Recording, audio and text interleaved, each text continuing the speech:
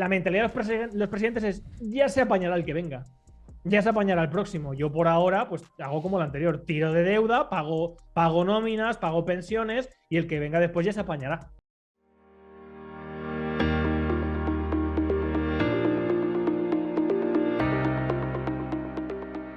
Quería, como mi canal además se centra mucho en la economía, en los mercados, digamos en el mundo financiero en general, por vincular un poco esto a la política, que sé que tú tienes más relación con el análisis político, me imagino que habrás estado al tanto de las previsiones económicas que ha lanzado el gobierno, que van un poco, digamos, en el camino contrario que otros organismos internacionales, firmas de análisis independiente, etcétera. Es decir, incluso la mitad, por ejemplo, de lo que estima la AIREF o Funcas, menos de la mitad, ¿no? El crecimiento esperado, y sobre esos presupuestos que se han construido digamos, ese crecimiento, ¿no? Entonces, quería preguntarte qué te parece, si te parece súper alejado de la realidad, que a mí me lo parece, ya te lo transmito. Vamos a ver, yo he hecho un vídeo recientemente hablando de esto, de que de hecho es algo que se podía conocer y saber cualquiera que conozca mínimamente cómo funciona el Estado español, cómo funciona el sistema de financiación pública de nuestra administración, etcétera, etcétera. Sabe perfectamente que España depende cada trimestre, ya no cada año, cada trimestre, de deuda. Ya no de deuda ordinaria, de deuda extraordinaria. Cada trimestre necesitamos 18.000 millones de deuda extraordinaria, es decir, fuera de lo que ya se había presupuestado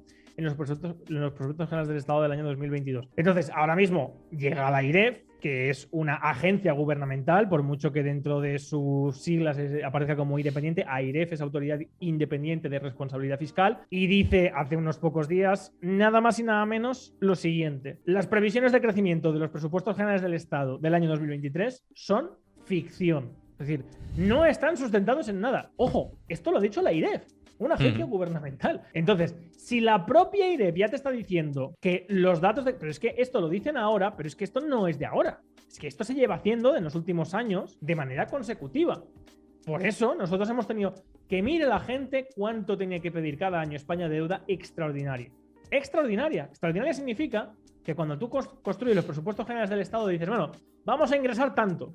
Y luego resulta que no ingresas tanto. ¿Por qué? Porque ese ingreso es ficticio, es virtual, está basado en nada, en buenas intenciones, en gnomos y en magos. Pero si entonces, es que, Rubén, ¿qué tienes que hacer? Sí, no, yo simplemente, por estar de acuerdo con lo que estás diciendo, y yo siempre se lo explico a la gente, digo, mira, esto es como si tú tienes en tu economía doméstica familiar que constantemente, para salir adelante, pedir créditos, constantemente. Llega un momento que dices, oiga, no voy a poder pagar el crédito, ¿no? No solamente eso, sino que además, si tú vas a los presupuestos generales del Estado, verás que la segunda partida más grande que hay después de las pensiones es pago de deuda. Es decir, nosotros ya estamos pagando deuda, pero es que al mismo tiempo que pagamos deuda estamos pidiendo el doble de lo que estamos pagando. Eso es una situación sustancial de suspensión de pagos. Eso te va a llevar indefectiblemente a suspender pagos en algún momento. Eso es evidente. Lo que sucede es que, ¿qué pasa? Que si el del banco es colega tuyo y te está dando unos préstamos a unos intereses muy buenos, como hasta ahora el Banco Central Europeo, que nos lo daba... Ahora ya tiraba como si fuera confeti, a tipo cero, etcétera, etcétera. Entonces, ¿qué pasa? Que el año pasado, hace 10 meses, llega Jerome Powell, presidente de Estados Unidos, 2 meses después de que Joe Biden tuviera que pedir permiso al Congreso de Estados Unidos para aumentar el techo, porque si no Estados Unidos entraba en suspensión de pagos también, entraba en quiebra.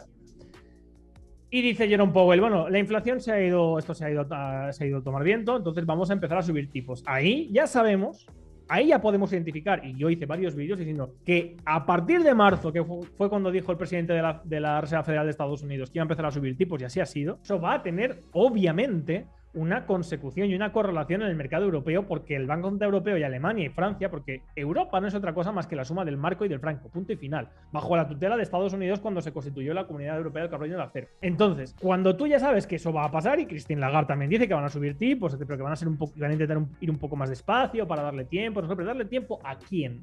¿Darle tiempo a quién? Si tanto Grecia, España, voy a hablar de España, pero si en España los presupuestos generales del Estado son mayores que los del 22. O sea, nos están diciendo, oigan, estamos haciendo todo lo posible para intentar que esto no estalle.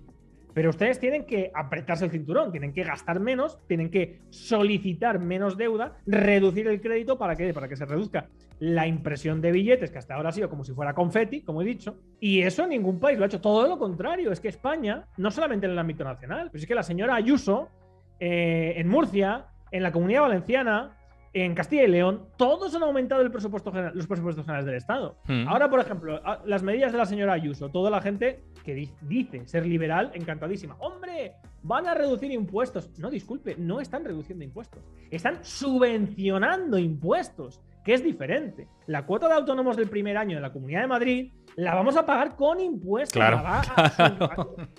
Eso aumenta los presupuestos generales del Estado, aumenta la carga fiscal, de algún lado tiene que salir el dinero. Entonces, ese es el problema. El problema es que nadie hace la lectura correcta, que es, vamos a ver, si nuestras instituciones tienen un gasto desmedido y en muchas razones un gasto irresponsable y descontrolado, lo que hay que hacer es establecer mecanismos de control, no solamente para subsanar lo que ya hay, sino para evitar que vuelva a pasar. Que, por ejemplo, en Estados Unidos, como vemos en las películas, cuando la CIA o el Pentágono necesitan para oye, que vamos a hacer una operación especial, no sé dónde, no sé cuántos, tiene que ir al Congreso a pedir dinero a los representantes de la nación, porque es de la nación de quién es el dinero, de quién es el capital. Algo que parece que aquí tampoco se han enterado los políticos, que dicen que el dinero público no es de nadie. No, el dinero público es de los ciudadanos. Y cualquier organismo gubernamental que quiera implementar un gasto extraordinario tiene que pasar por un mecanismo que controla ese gasto. ¿Cuál es el problema? Pues que en España ese organismo no existe, porque los diputados son personas que pone el propio jefe del partido. Entonces, hasta que eso no se corrija, pues claro, aquí ancha es Castilla. El problema es que, claro, la mentalidad de los políticos españoles, yo diría desde Felipe González, porque sí, bueno, Suárez con el café para todos, pero sí, desde Felipe González con la entrada a la eurozona, con la entrada a la Unión Europea, después con Aznar, la entrada a la eurozona y posteriormente los desastres y la apertura de crédito total sin responsabilidad ninguna por parte de Zapatero y Rajoy, la mentalidad de los presidentes es ya se apañará el que venga. Ya se apañará el próximo. Yo por ahora, pues hago como lo anterior. Tiro de deuda, pago nóminas, pago pensiones y el que venga después ya se apañará. Bueno, pues ¿sabes quién va a estar después sí o sí? Nosotros. Yo siempre lo digo. Nosotros somos los que, la generación, yo que soy millennial en mi caso, que digo, dudando mucho de lo que te toque de pensión, con lo cual fomentando el ahorro privado cuanto antes. Esto yo siempre lo digo, y la inversión privada. Y fíjate, una cosa que quiero comentar, Héctor. Sí. Mira, en los regímenes incluso puramente liberales, políticamente hablando, no hablo de la escuela de la escuela austríaca y la teoría maravillosa, no hablo de donde se genera políticamente el liberalismo, que es en Inglaterra. ¿Por qué la primera ministra británica actual, de hace nada, que ha durado 30, 40 días, ha dimitido? ¿Por qué? Pues porque los planes, la acción de gobierno que ella quería llevar a cabo, no la iba a poder llevar a cabo. ¿Por qué? Pues porque la bajada de impuestos y las medidas que quiere llevar a cabo tienen que estar aprobadas por el Parlamento. Y aunque no hay separación de poderes en Inglaterra, no es una democracia plena, es un régimen de libertades, sí hay representación.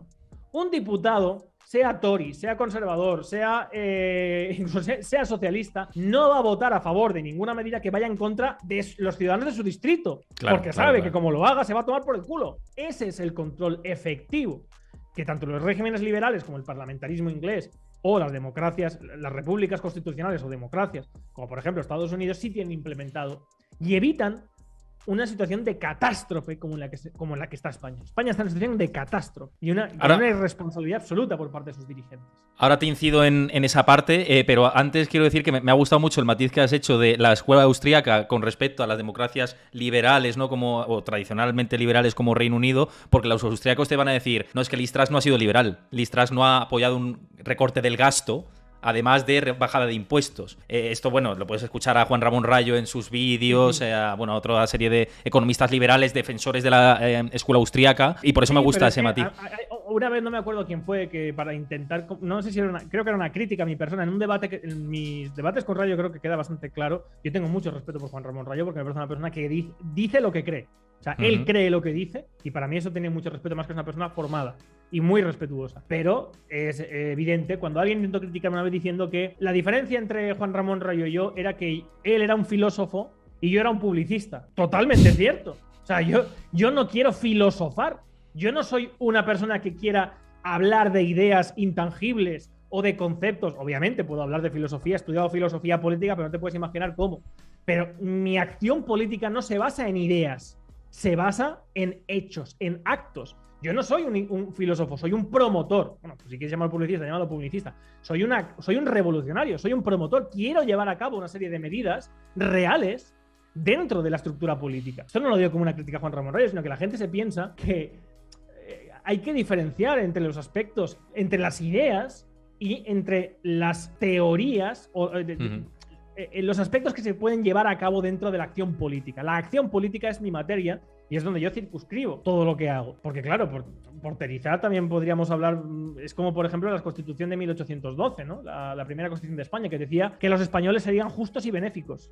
Bueno, pues si por ponerlo en un papel ya la ciudadanía ya se elimina el mal pues fíjate qué fácil sería, ¿no? Y así, pues claro, también las teorías marxistas o las de la escuela austríaca, y yo lo he dicho siempre, si el mundo de las ideas fuera aplicable a la realidad de manera directa, no se ha inventado nada mejor que el anarquismo, el mutualismo. No hay mejor teoría.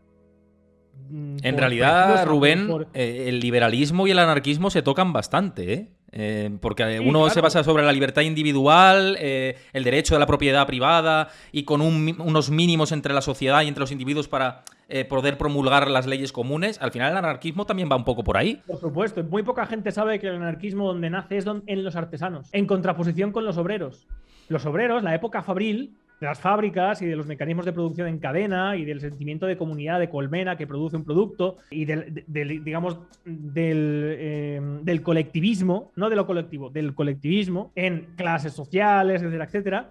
Eso es contrario al anarquismo. El anarquismo es anterior. Se basa en el control del mecanismo de producción por parte del artesano. En los gremios, por ejemplo, de Florencia, ahí es donde nace el anarquismo.